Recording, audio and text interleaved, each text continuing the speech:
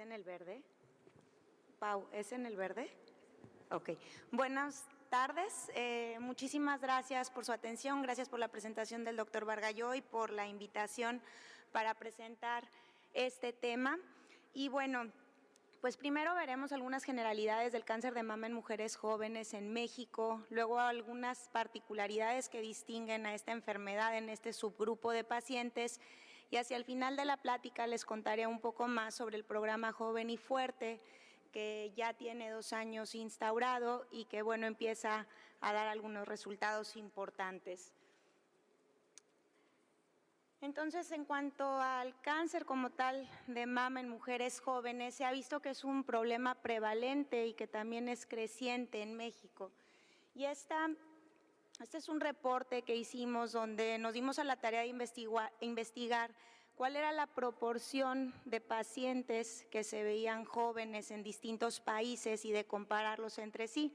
Se tomaron el total de pacientes que tenían el diagnóstico de cáncer de mama y se estimó cuáles eran jóvenes, menores de 40 años.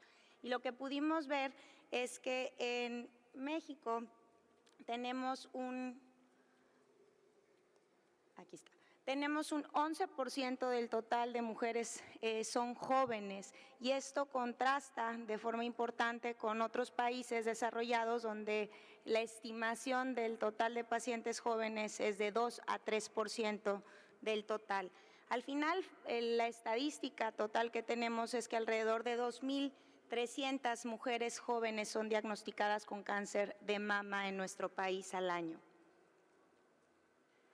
Y bueno, esto no va en descenso, así como el cáncer de mama en etapas más avanzadas de la vida va en aumento, también sucede lo mismo para el cáncer de mama en mujeres menores de 50 años.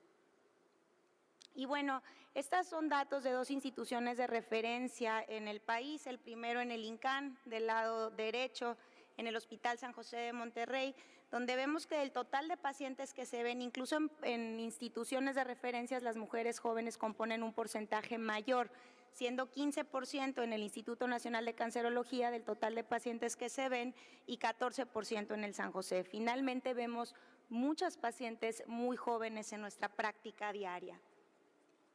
Y bueno, ¿por qué esto es importante? Finalmente hay 2 conceptos que las mujeres jóvenes tienen y que es muy importante conocer como clínicos.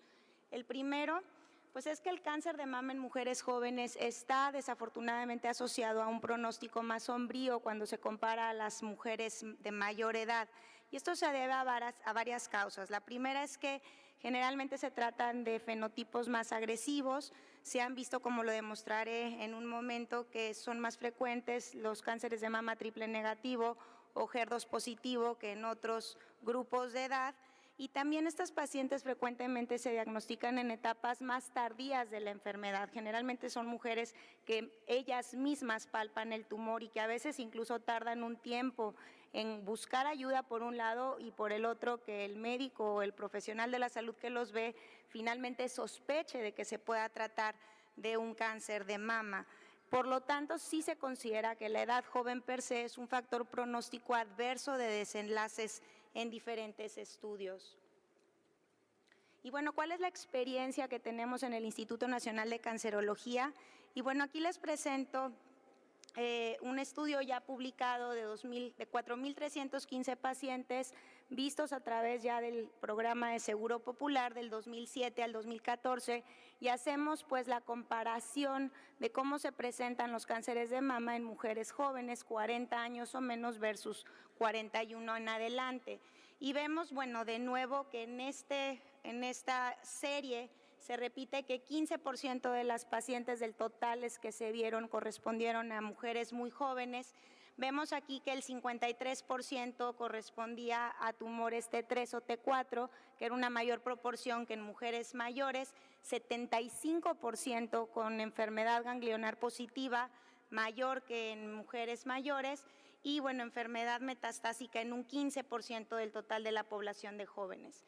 Aquí podemos ver la diferencia en cuanto a las etapas clínicas y vemos que las mujeres jóvenes mayormente se diagnostican en etapas avanzadas de la enfermedad, 62 y 15% localmente avanzado y metastásicas respectivamente, mayor que en las mujeres de más edad. Y vemos que para los subtipos de cáncer de mama, el cáncer de mama HER2 positivo y el triple negativo son más frecuentes. Y más aún, para las pacientes con cáncer de mama hormonosensible HER2 negativo, el subtipo luminal B es mucho más frecuente en las pacientes jóvenes, alcanza un 70% comparado a las mayores. Cuando vemos las curvas de supervivencia de esta cohorte grande de pacientes en el INCAN en México, pues vemos que las mujeres jóvenes sí presentan una peor supervivencia libre de recurrencia, con una tasa de supervivencia libre de recurrencia 5 años menor, hasta en un 10% menor que la contraparte mayor, y también se refleja esta peor supervivencia global a 5 años cuando se comparan los subgrupos.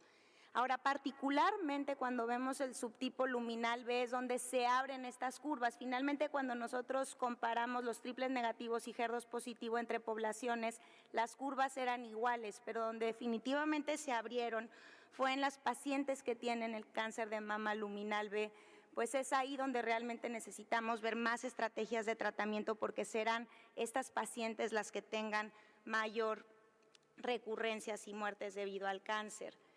Y este es otro artículo que publicamos recientemente donde comparamos las respuestas patológicas completas en los subgrupos de pacientes y vemos que en cuanto se consideraron a todas las pacientes, independientemente si las pacientes hacen respuesta patológica completa o no, a las pacientes jóvenes les va peor. Vemos aquí esta curva y esta de acá, cuando hacen respuesta patológica completa no la hacen y los desenlaces son más adversos.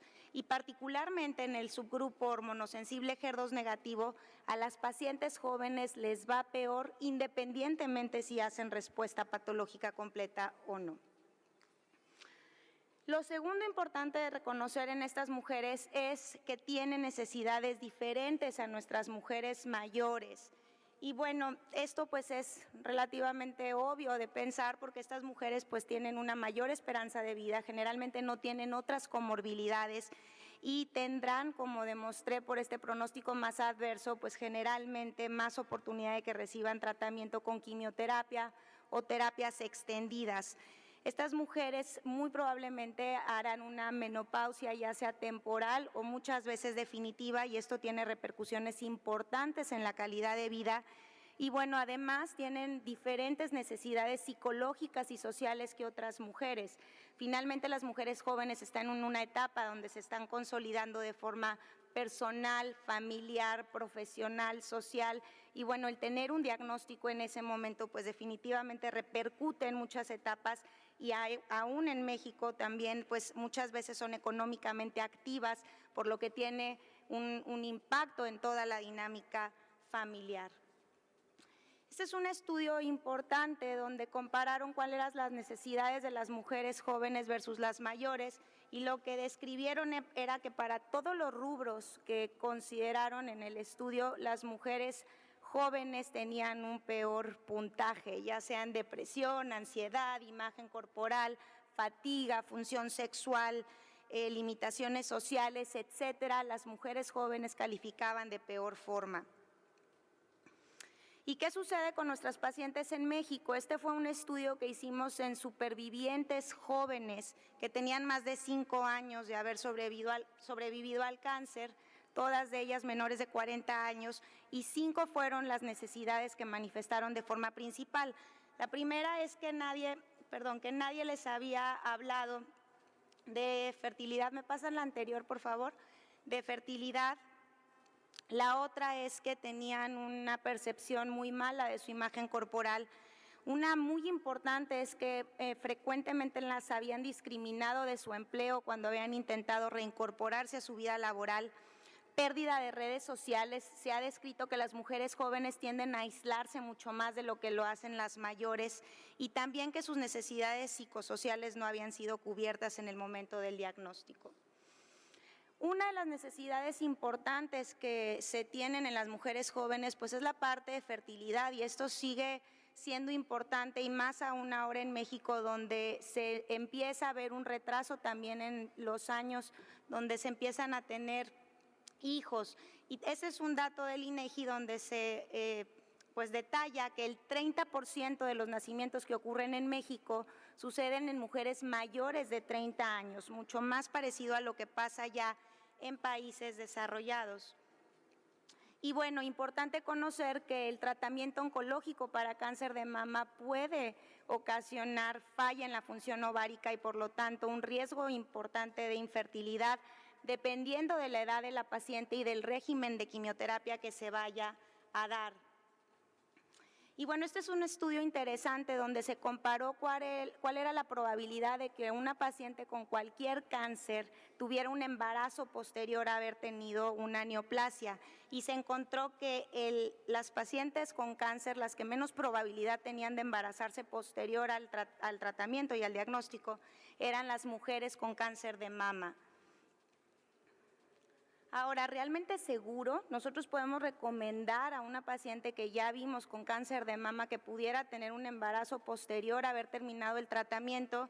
Y bueno, los estudios que se han realizado demuestran que sí es seguro que una paciente se pueda embarazar posterior al tratamiento, e incluso han estipulado que hasta pudiera ser protector, como lo demuestra este metaanálisis.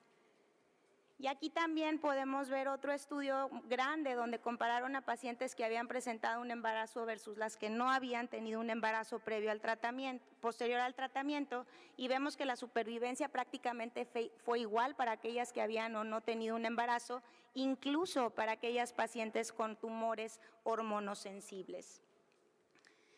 La estimulación ovárica en pacientes que queremos preservar fertilidad es seguro. Lo cierto es que no tenemos mucha evidencia de esto, y la poca evidencia que tenemos hasta el momento demuestra que las pacientes tienen un desenlace igual cuando se estimularon o no con hormonas para preservar fertilidad. Entonces, hasta este momento lo que tenemos es que la paciente sí puede embarazarse y que el tratamiento para preservar fertilidad, de acuerdo a la información que tenemos, que es importante decir que es limitada, pues hasta este momento no debe evitar que una paciente busque un embarazo posterior a tratamiento.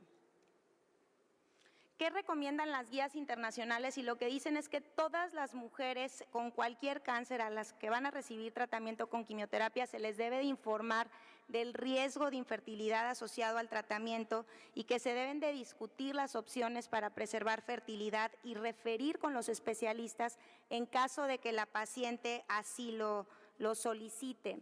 Ahora, ¿qué estamos haciendo nosotros en México? Y este es un estudio pequeño de 57 pacientes retrospectivo, donde les preguntamos a las mujeres si habían o no discutido con su médico este aspecto. Y bueno, primero nos dimos cuenta que de las mujeres el 28% no habían tenido hijos al momento del diagnóstico. El 46%, la mitad de ellas prácticamente, estaban preocupadas al momento del diagnóstico por su fertilidad. Solo 32% recordaron haber tenido una discusión con su médico al respecto, y ninguna de ellas fue referida a un especialista, por lo que no se hizo algún tipo de preservación. De los factores que se documentaron que predicen si una paciente puede estar preocupada por su fertilidad es si tiene una pareja estable. Si la paciente tiene hijos previos, pues es menos probable que esté preocupada, y bueno, uno de los más importantes es que ella desee tener hijos posteriores al tratamiento para que esté preocupada. El problema número 2 que tenemos en las mujeres jóvenes con cáncer de mama en México es que se sienten mal informadas. No solo en México, estos son estudios en otros lugares donde se han reportado que las mujeres jóvenes constantemente dicen que no sienten que tienen toda la información disponible, y esto contribuye a que estén pues más preocupadas, más tristes, con ansiedad, y que se sientan más aisladas. Y una de las preguntas es, bueno, ¿realmente existe el conocimiento entre nosotros los oncólogos que nos especializamos en ver gente más adulta de las necesidades particulares que estas pacientes tienen? Y pues la verdad es que no lo sabemos, pero probablemente no, y generalmente le sacamos la vuelta cuando una paciente nos pregunta algo de sexualidad, o ni siquiera nosotros queremos traerlo al tema porque es algo que no estamos acostumbrados a ver. ¿Y qué dicen nuestras pacientes? Este es un estudio que hicimos en el INCAN de 310 mujeres de todas las edades. Importantemente, todas las pacientes dijeron que necesitaban más información sobre su enfermedad, diagnóstico, tratamiento y efectos secundarios. Ellas dijeron que querían material por escrito, 94% de ellas, e incluso también el 93% dijeron que les sería útil tener recursos en línea. Importante, también evaluamos en este estudio que las mujeres jóvenes, a pesar de estar en un contexto socioeconómico medio bajo, es en un estudio que se hizo en el INCAN, el 80% de estas mujeres tenían una tablet o un smartphone y 73% usaban redes sociales, por lo que pudiera ser una alternativa de dar información la parte de manejo de Internet o alguna otra vía electrónica. Este es un estudio nuevo que vamos a presentar en 2 semanas en el Consenso de Mujeres Jóvenes en Suiza, donde vimos 5 grupos de mujeres jóvenes y les preguntamos acerca de sus necesidades. Y 3 fueron las necesidades principales no cubiertas. La primera es que querían más apoyo psicológico durante todo el transcurso de la enfermedad.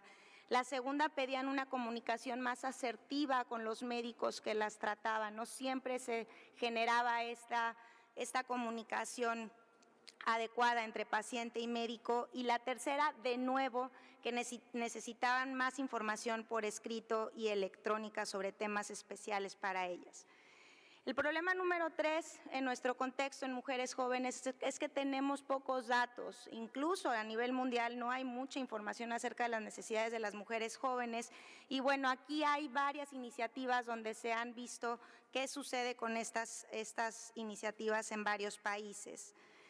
Bueno, y fue así que nos dimos cuenta que había varios lugares donde tenían programas dedicados para mujeres jóvenes para cubrir estas necesidades especiales que no siempre son cubiertas, y nos dimos cuenta que ni en México ni en Latinoamérica teníamos un programa especializado para ellas, y fue entonces que decidimos empezar este programa que llamamos Joven y Fuerte, que está activo en el Instituto Nacional de Cancerología y en los 2 hospitales del Tecnológico de Monterrey, y donde combinamos los 2 componentes, tanto médico como psicológico, para proveer una mejor atención a nuestras pacientes. Los objetivos del programa son 4. El primero es optimizar el cuidado clínico de nuestras pacientes. El segundo, proveer más educación, no solo a las pacientes, sino a los profesionales de la salud y público en general. La tercera, promover la investigación para saber mucho más de estas pacientes, su caracterización no solo clínica, sino también psicológica. Y la cuarta, la replicación de un modelo que se haya visto que es efectivo. ¿De qué trata el programa como tal? Pues lo primero que hacemos es, una vez que se confirma que la paciente tiene un diagnóstico de cáncer de mama, se tiene una cita con ella donde se le invita a pertenecer al programa, y de forma muy importante se detectan en ese momento las necesidades de las pacientes y se hace una referencia oportuna a los servicios que son necesarios en ese momento. Hasta este mes tenemos ya incluidas en el programa 263 pacientes en los 3 sitios donde está activo. Y bueno, estas son las 3 necesidades básicas que preguntamos a las pacientes. La primera, preservación de fertilidad. La segunda, asesorar de forma genética oportunamente a la paciente, y también el acompañamiento psicológico y emocional. En cuanto a la preservación de fertilidad, tenemos ya 18 pacientes referidas del programa de mujeres jóvenes, cuando anterior a esto no había habido pacientes que se referían pues a la preservación de fertilidad, ya sea con embriones u óvulos.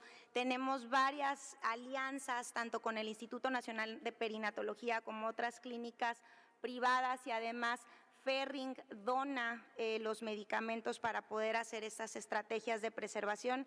Y bueno, con mucho orgullo decimos que ahorita tenemos 18 pacientes, la verdad, muy esperanzadas en que puedan ser mamás después del tratamiento. El segundo componente es la asesoría genética oportuna y hasta el momento tenemos 217 pacientes que lo han recibido en las 3 instituciones gracias a la colaboración de nuestras genetistas.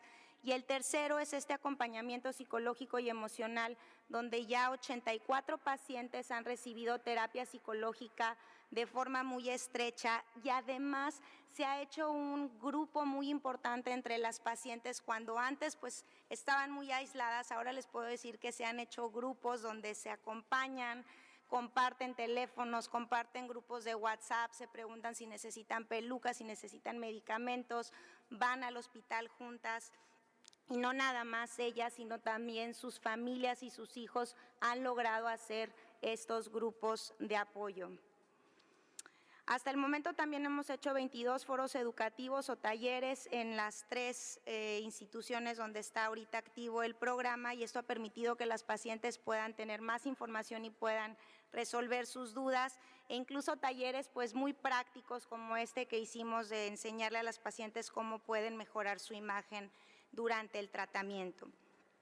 El objetivo número 2 es la parte de promover la educación, y para esto tuvimos un donativo que se proveyó por Susan G. Komen, donde nos dimos a la tarea de hacer un programa de intervención educativa para pacientes y para médicos.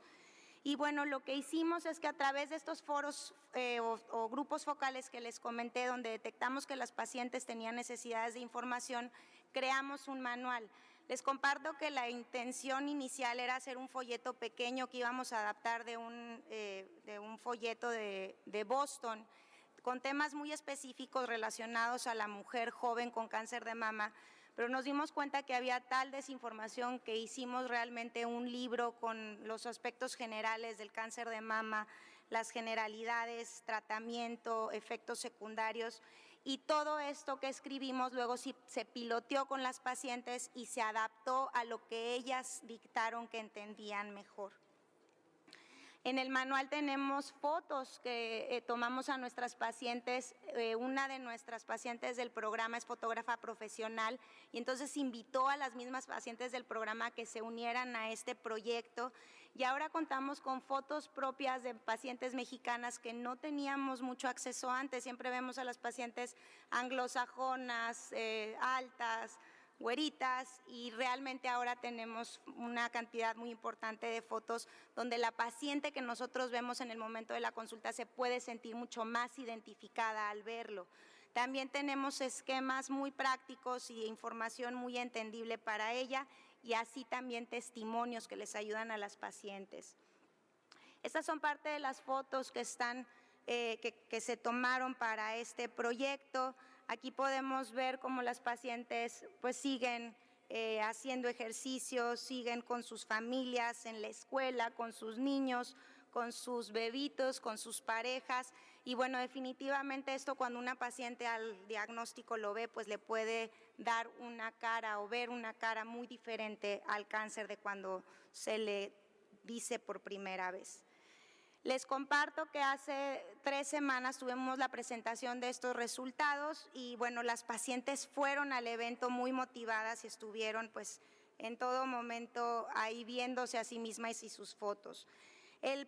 Además tenemos esta parte de la página de internet que se creó en el proyecto dedicada a mujeres jóvenes, donde también de forma electrónica pueden accesar a información adecuada para ellos, donde tienen checklist que pueden revisar con su médico si ya discutieron todo lo apropiado, y también hay disponibilidad de infográficos con información muy precisa para ellas.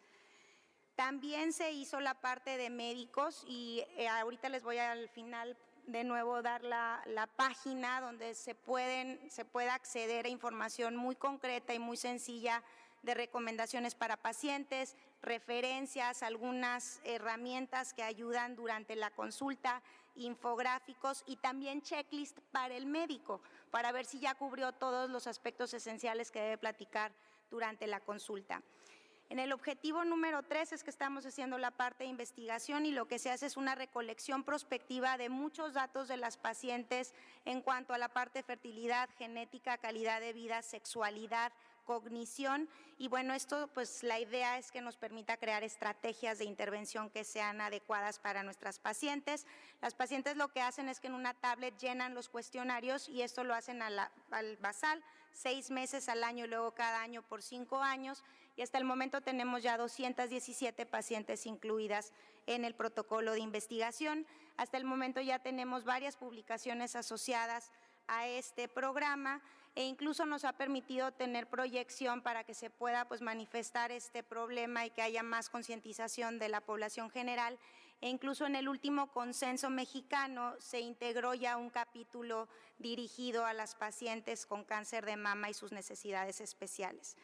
Para terminar, nuestro último objetivo es la replicación del programa, ya que vimos que ha funcionado, que las pacientes se sienten atendidas y mucho más acompañadas y que se atienden estas necesidades especiales, pues vamos a replicar el programa en 5 centros más. Acabamos de recibir un donativo de Avon que nos permitirá en 5 lugares más extender el programa y sus beneficios. Estas son las asociaciones colaboradoras que nos han permitido de alguna u otra forma establecer vínculos para que el programa sea lo que ahora es, y también instituciones colaboradoras internacionales, tanto en Boston como Canadá, nos proveyeron de toda la información que ellas tenían en sus programas para nosotros poderlos adaptar al nuestro, y también tenemos estudios de investigación en colaboración con City of Hope y con el Mass General Hospital. Este es el equipo del programa, integrado por la psicóloga Alejandra Platas, el doctor Enrique Bargalló, el doctor Alejandro Moar y todo este equipo de personas que lo integran tanto en el INCAN como en la ciudad de Monterrey. Y bueno, pues estas son nuestras pacientes con el programa y pues realmente nuestro trabajo es para ellas. Gracias por su atención. Aquí de nuevo pongo la página web dedicada a médicos. Estará disponible a mediados de noviembre ya para que pueda ser, para que la puedan utilizar quien así lo disponga. Muchísimas gracias por su atención.